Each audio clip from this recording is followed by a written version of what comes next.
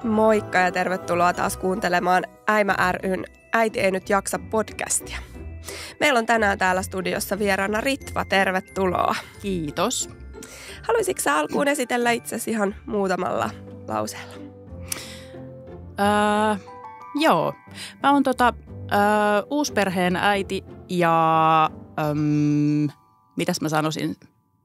Mun tarinassa kuuluu semmoinen sekundaarinen lapsettomuus ja sitten ehkä semmoinen monenlainen tunteiden vuoristorata, mutta ehkä myös sitten sellainen erityisyys, että kun mä sain mun kuopuksen, niin mä olin lopulta aika iäkäs äidiksi, mikä ehkä heijastelee myös meidän tämän päivän aihetta. Kiitoksia, kun olet tullut tänne vieraaksi.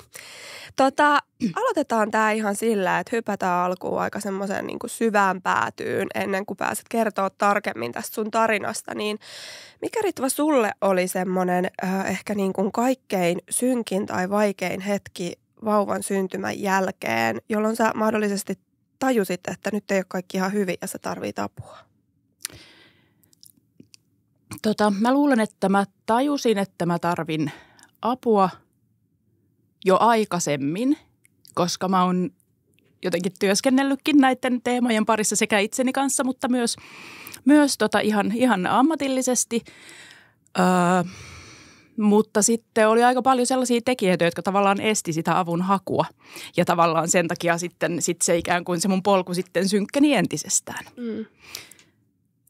Monenlaista toisista ihmisistä huolehtimista ja toisten tarpeiden asettamista omien tarpeiden edelle. Ja sitten toisaalta varmasti myös sekin, että siellä oli aika paljon just sitä yksinäisyyttä ja semmoista, että joutui itse pyörittelemään aika paljon asioita päässään. Ja toisaalta oli vaan niin älyttömän väsynyt. No kuulostaa siltä, että lähtökohtaisesti, jos sä olit aika uupunut siinä vaiheessa, kun sä tulit raskaaksi tai sait sun kuopuksen, niin jos mennään siihen aikaan nyt ihan jopa ennen sitä raskautta, koska sä tuossa alkuun sanoit, että sulla on sekundääristä lapsettomuutta ollut. Ja sehän on yksi synnytyksen jälkeisen masennuksen niin kuin semmoinen laukaiseva tekijä, tämä lapsettomuustausta. Niin oisitko sä kertonut, että miten tavallaan teillä se raskautuminen sitten meni? Mitä tapahtui ennen kuin sä tulit raskaaksi? No joo, siinähän kävi sillä tavalla, että me oltiin korona-aikaan lapsettomuushoidoissa ja oltiin ihan yliopistosairaalassa siellä poliklinikalla ja siellä sitten, no siellä nyt oli paljon kaikenlaista, joka ei mennyt ihan putkeen mun osalta. Mutta ehkä niin kuin isoin asia, joka itselle jäi jotenkin itsenäisesti käsiteltäväksi, oli sitten se, että mähän tulin siis raskaaksi vasta puoli vuotta sen jälkeen, kun hoidot oli lopetettu. Ja mä olin ehtinyt jo käsitellä ikään kuin sen, että nyt mulla on mun rakas esikoinen ja se on siinä. Ja olin ehkä niin kuin siirtynyt mielessäni jo ihan muualle ja toisaalle ja suunnittelin täydennyskoulutuksia ja jotakin semmoista ikään kuin itselleni hoitavaa.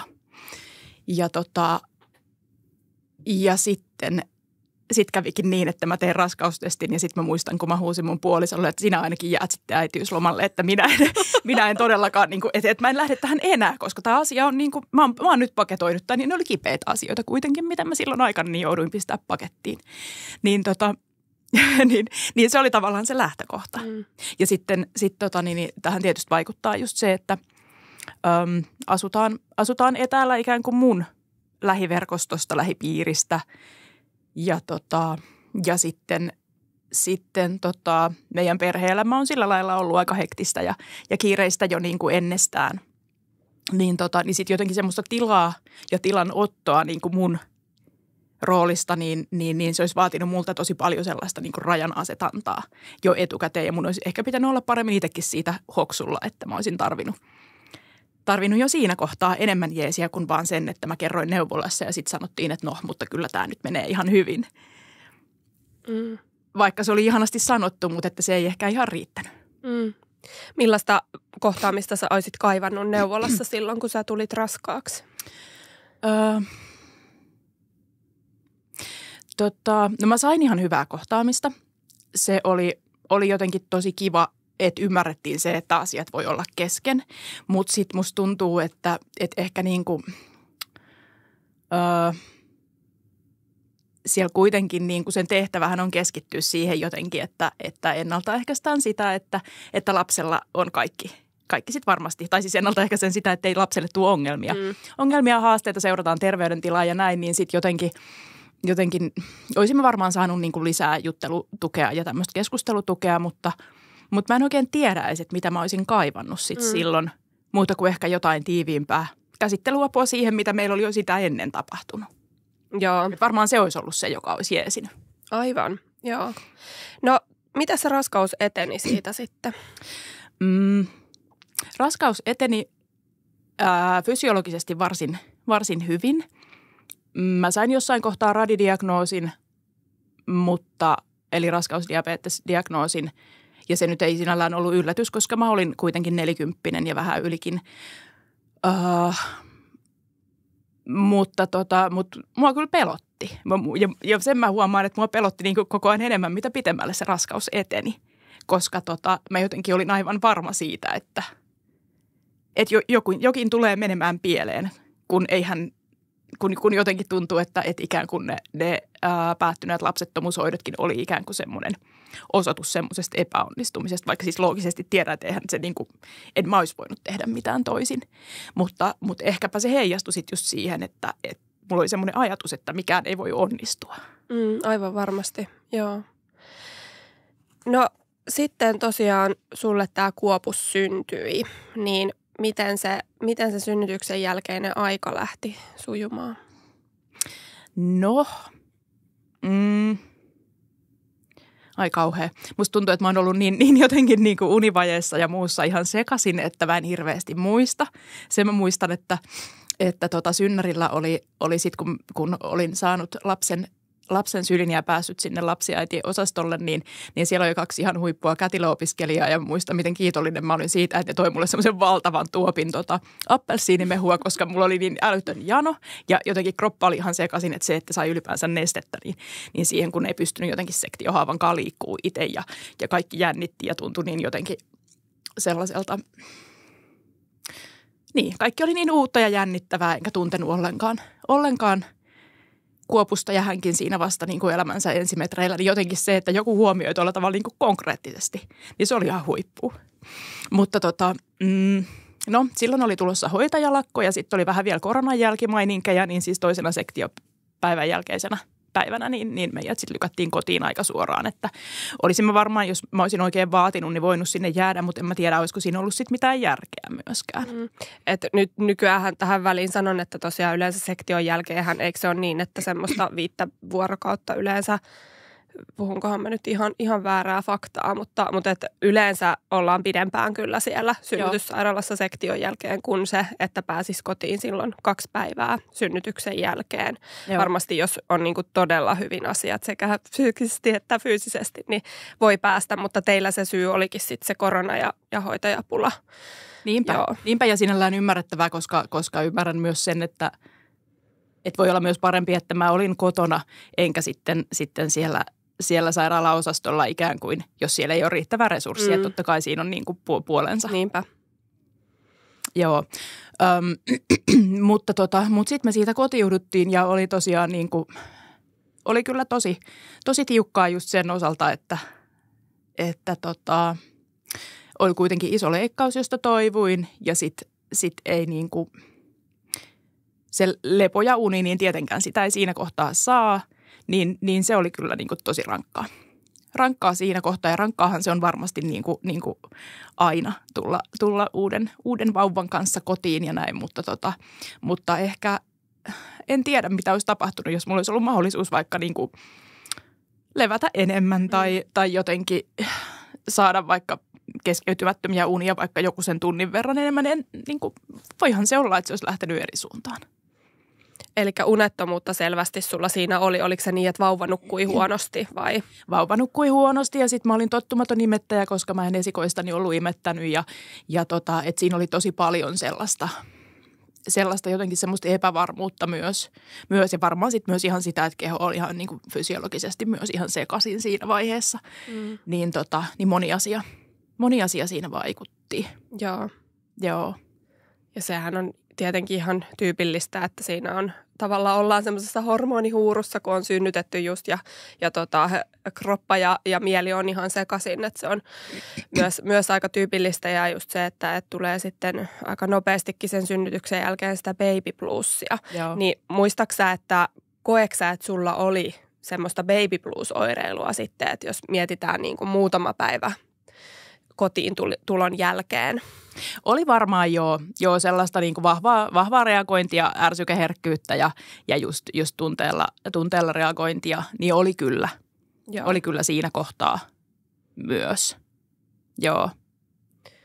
Missä vaiheessa sä näkisit, että sulla alkoi sitten semmoinen ihan niin kuin synnytyksen jälkeiseen masennukseen liittyvä oireilu? Eikö ollutkin niin, että sä lopulta saiko sä ihan diagnoosin vai eikö se oli niin, että sä et saanut diagnoosia, mutta kuulostaa todella siltä, että sulla oli synnytyksen jälkeinen masennus, mitä mekin sunkaan on puhuttu, niin puhutaan tässä nyt niin, että sulla se synnytyksen jälkeinen masennus oli. Niin millaisia oireita, missä vaiheessa niitä alkoi tulee? Mä luulen, että se oli siinä niin kuin, muutaman kuukauden jälkeen synnytyksestä, niin silloin jotenkin se alkoi olla ehkä sellaista, että mä koin tosi monet asiat niin kuin nimenomaan vaatimuksina enkä mahdollisuuksina. Ja mun oli tosi vaikea lähteä jotenkin ulos liikkumaan. Tai toki niin kuin liikuin ikään kuin tein totuttuja asioita vauvan kanssa, mutta kaikki semmoinen niin kuin päivärutiineista poikkeaminen esimerkiksi oli tosi vaikeaa. Ja mä koin tosi kuormittavana ja ehkä vähän niin kuin pelottavanakin niin kuin liikkua, lähteä vaikka kaupungille. Vaikka mä olisin ihan hyvin voinut siis näin jälkeenpäin ajatellen, niin eihän mua mikään estänyt siinä, että mä olisin voinut lähteä. Mä olisin selvinnyt ihan hyvin vauvan kanssa. Ja sitten jos vauva joskus itkee ulkona, niin voi kauheat, eihän se mitään haittaa. Mutta semmoista niin kuin arkuutta siinä oli tosi paljon. Ja sitten se tietysti vielä ruokki sitä, että sitten mä pyörin siellä kotona tai niissä niin kuin lähiympäristössä. Niin se toki niin kuin ehkä lisäsi vielä sitä semmoista, että mä oon nyt yksin tämän asian kanssa, kun mulla ei jotenkin tullut semmoista vaihtelua ja semmoista, joka olisi ikään kuin tarjonnut jotain virkettä tai jotain muuta kuin ne mun omat ajatukset. Joo. Oliko sulla mitään niin kuin, fyysisiä oireita, esimerkiksi semmoisia, jos mietitään ahdistusoireita, sydämen tykytystä, hikoilua, ton tyyppistä? Siis jossain kohti mä aloin saada ihan niin kuin paniikkikohtausoireita. Se oli ehkä vähän myöhemmin, no ei kyllä itse asiassa kauhean paljon myöhemmin, mutta siinä niin kuin, olisiko siinä 4-5 kuukauden jälkeen, että sitten tavallaan kun siihen ei jotenkin pystynyt puuttumaan siihen omaan vointiin, niin sitten se tosiaan niin kuin sanoin tuossa alussa, että sitten se lähti vaan niin kuin menee alaspäin. Ja toki sitten se unettomuus oli koko ajan mukana, että sitten mä en enää nukkunut enää edes silloin, kun olisin saanut nukkua. Joo, oli ehkä semmoinen ylivirittynyt olo tavallaan sitten koko ajan. Joo. Haitko sä apua? Joo, hain mä apua. Siinä oli semmoinen onneton sattuma varmasti, että tämä sattui kesäaikaan, niin sitten tutut henkilöt siellä meidän neuvolassa niin oli ehkä lomalla tai sitten oli jotain vuorojen siirtoja ja sitten jotenkin niin kuin, mä tulin ehkä kohdatuksi sillä tavalla, että ainahan äidit on väsyneitä ikään kuin, että sitä ei otettu tosissaan, että mistä mun kohdalla on kyse. Ja sitten siihen ei jotenkin edes oikeastaan tartuttu siinä kohdassa, kun mä yritin sitä apua hakea. Että sitten myöhemmin kyllä, kun pääsin sitten taas tutulle terkkarille juttelemaan, sain ohjausta ja sain tukea ja sain apua ihan siis käytännössä konkreettisesti kotiinkin, mikä oli tosi arvokasta, mutta se oli vähän myöhässä.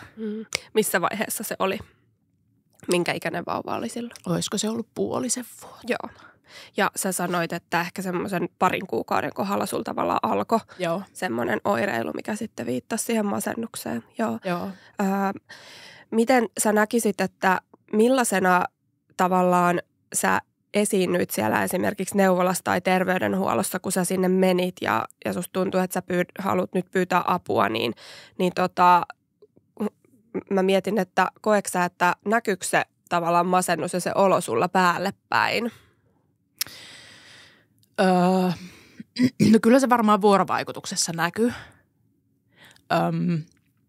Ja niin kuin nytkin, niin kyllähän mä olin itkunen, kun mä puhuin sitä ja pyysin sitä apua ja kerroin, että mä en esimerkiksi nuku ollenkaan, niin kyllä se sillä tavalla näkyy.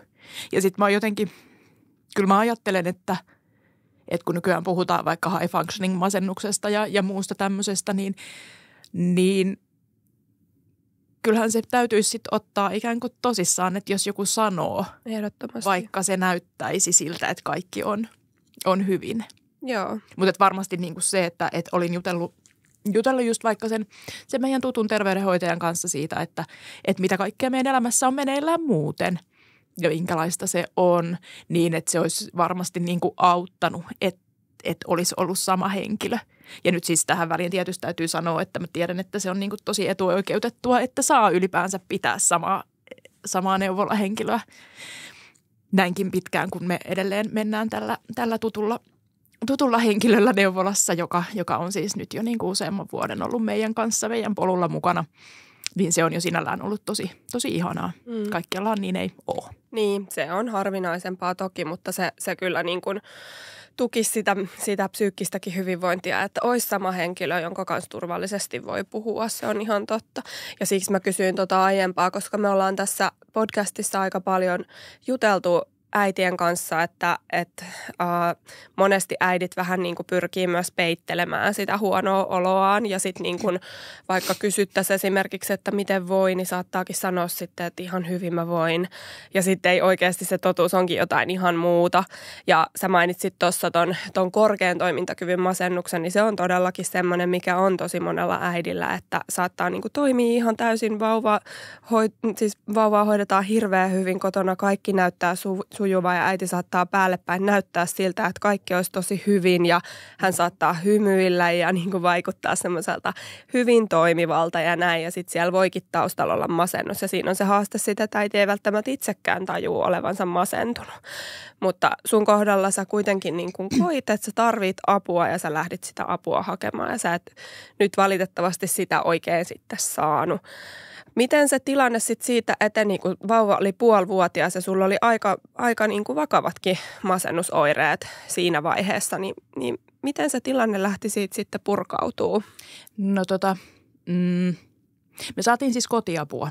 Aivan. Mikä oli tosi huippua, että vaikka sitä sai niin kuin siihen mun tarpeeseen nähden, se olisi ollut paljon isompi, mutta se, että joku oli pari tuntia pari kertaa viikossa lapsen kanssa, niin se oli tosi arvokasta, koska silloin mä jotenkin, mä sain jotenkin repästyä itteni sieltä kodista ulos. Ja vaikka mä sitten kävinkin vaan tyyliin perheelle ruokakaupasta tai jotain, niin siitä huolimatta se, että mä pääsin niin kuin itsenäni poistumaan kodista, niin se oli jotenkin tosi arvokasta. Mä en muista kauan, kun se jatkuu, mutta kyllä me sitä useampi viikko saatiin. Ja no sitten me saatiin myös neuvolapsykologikäyntejä, mutta siellä, en mä tiedä, musta jotenkin tuntuu, että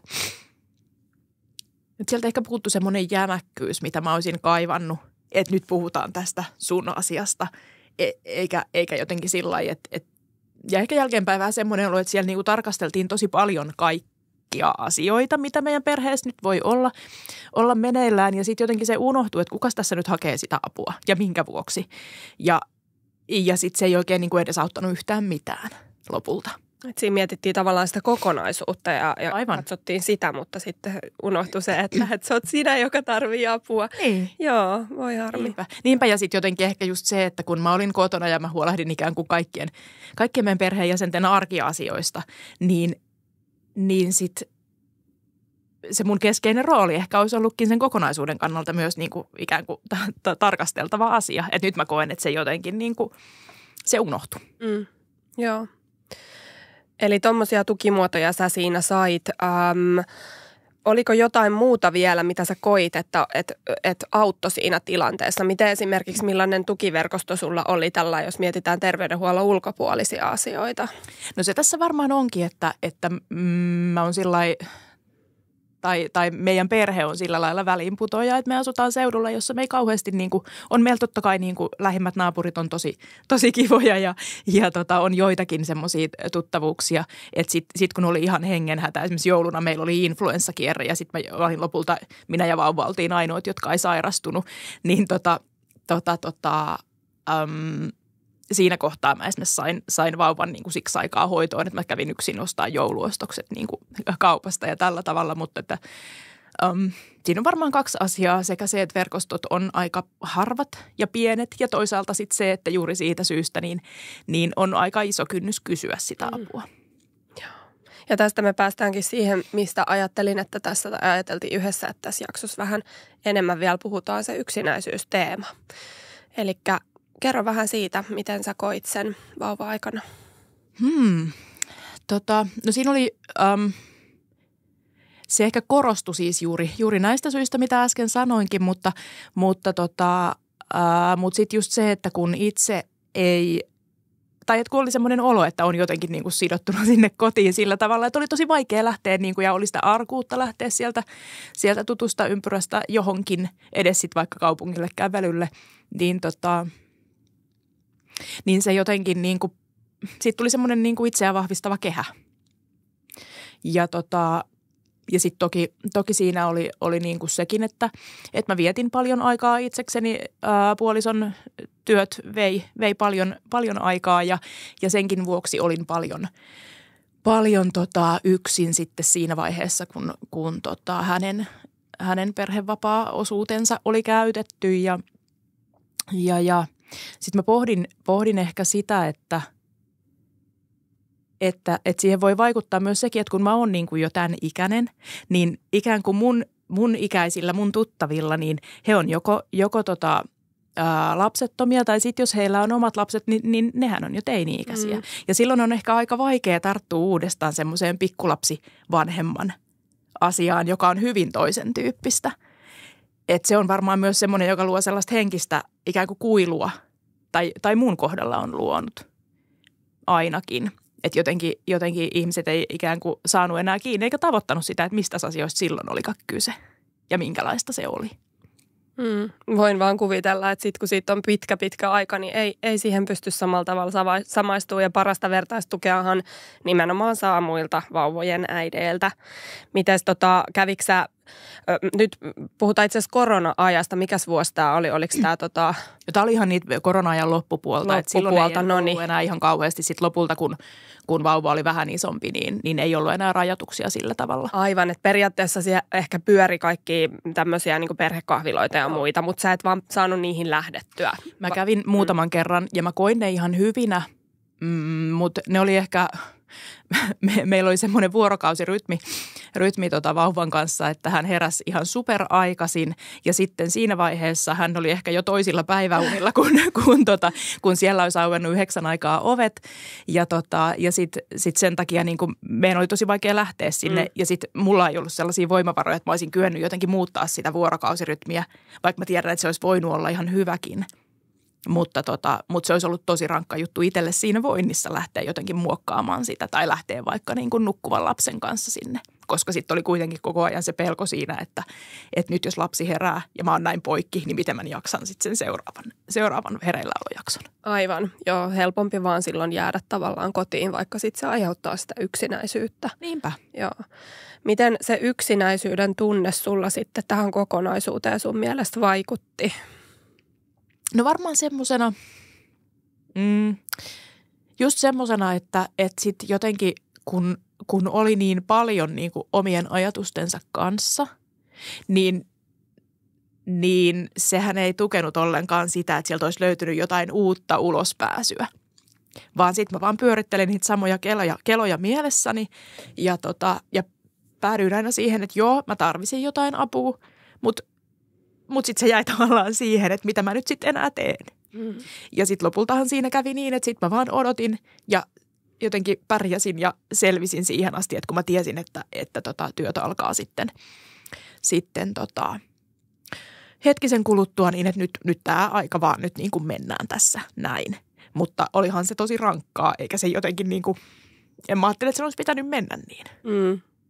Niin, että mä huomaan, että sä koet ehkä vähän semmoista surua tälleen jälkikäteen vielä siitä, että se meni se vauvavuosi sillä tavalla ja tietyllä tapaa sitä vuotta ei saa enää takas, mutta että sä koet, että se olisi voinut mennä tosi eri tavalla. Niinpä ja jotenkin se, että no valokuvia on onneksi nykyään, kun niitä on niin helppo ottaa ja sillä lailla niin kuin, että on niin kuin kivojakin hetkiä, on kivoista hetkistä muistoja, mutta mutta ei ne ole sellaisia muistoja, mitä mä niinku kokisin, että mä muistan. Niin aivan, että ne on vaan kuvia tavallaan. Niin, joo. Niinpä. Kyllä. Niinpä. Joo. Missä vaiheessa sä koet, että sulla alkoi oikeasti niinku ihan todella olo helpottamaan?